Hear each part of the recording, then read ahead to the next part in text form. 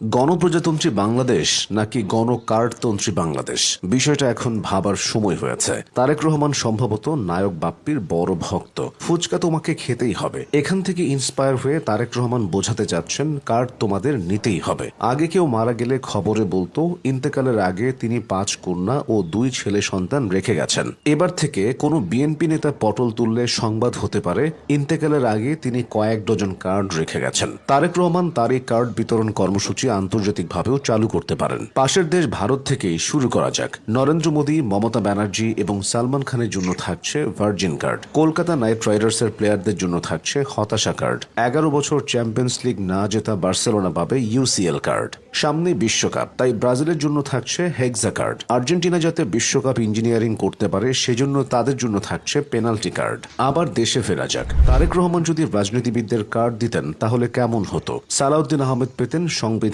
Card, জামায়াতের আমির শফিকুর রহমান পেতেন kiss card, যা স্বয়ং ইমরান হাশমি তুলে দিতেন। শিক্ষামন্ত্রী মিলন পেতেন হেলিকপ্টার কার্ড।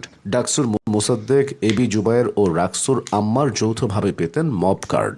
যদি ক্রিকেটারদের কার্ড দেওয়া হতো তাহলে তামিম ইকবাল পেতেন ইমোশনাল কার্ড, আর মেহেদী মিরাজ পেতেন রিভিউ কার্ড। যাদের হাতে টাকা আছে কিন্তু উপযুক্ত ব্যবসা খুঁজে পাচ্ছেন না, তারা প্রিন্টার্সের ব্যবসা শুরু করতে পারেন। বিএনপি যে হারে কার্ড আনছে, ভবিষ্যতে শত শত কোটি পিস কার্ড ছাপানো লাগতে পারে। একবার যদি অর্ডার ম্যানেজ করতে পারেন তাহলে এত ইনকাম হবে যে আপনার পরের 4 প্রজন্ম বসে খেতে পারবে। সাইড বিজনেস হিসেবে ফুটপাতে মানিব্যাগ নিয়ে বসতে পারেন। টাকা রাখার জন্য না হোক, কার্ড রাখার জন্য হলেও সবার এক্সট্রা মানিব্যাগ লাগবে।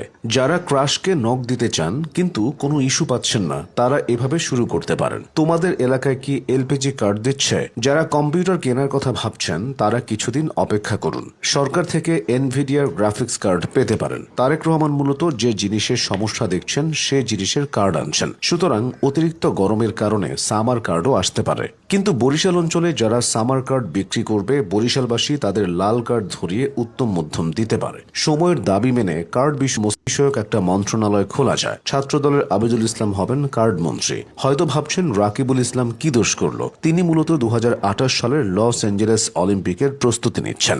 রাকিবুল ইসলাম অলিম্পিকে ম্যারাথন দৌড়ে অংশ নেবেন। এজন্য তারেক রহমানের গাড়ির সামনে পেছনে ছুটে নিজেকে ঝালিয়ে নেন। বাংলাদেশে যখন যে সরকার ক্ষমতায় আসে তখন সেই সরকার নিজের মতো করে পাঠ্য বইয়ের ইতিহাস লেখে। এবার বিএনপি ও তারেক রহমানের পালা। 2 বিঘা জমি বাদ দিয়ে নতুন কবিতা যোগ হতে পারে 2 পিস কার্ড। কবিতায় বাবু উপেনকে বলবে, বুঝেছো উপেন, এ কার্ড আমি লইব ছিনিয়ে। উপেন বলবে, তুমি বিএনপি কার্ডের অন্ত নাই, চেয়ে দেখো মোর আছে বড় জোর, মরিবার মতো ঠাই। ভাব সম্প্রসারণ অংশে থাকবে, সবার উপরে কার্ড সত্য, তাহার উপরে নাই, ব্যাখ্যা করো। বলার অপেক্ষা রাখে না, পাঠ্য বইতে এগুলো লেখার কাজে থাকবেন তারেক রহমান ডক্ট্রিন, 5টি তথ্যের উদ্ভাবক রেজাউল করিম রনি তথা নিরপেক্ষ রনি। অনেকেই তারেক রহমানের কার্ড কর্মসূচিকে হালকা ভাবে নিচ্ছেন। একটা সময় ডক্টর ইউনুসের ক্ষুদ্র ঋণকেও অনেকে হালকা ভাবে নিত।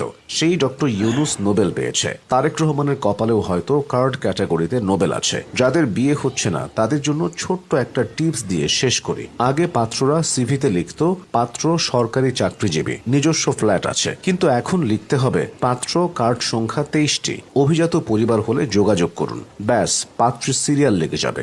ধন্যবাদ দেওয়া লাগবে না। ভালো থাকবেন।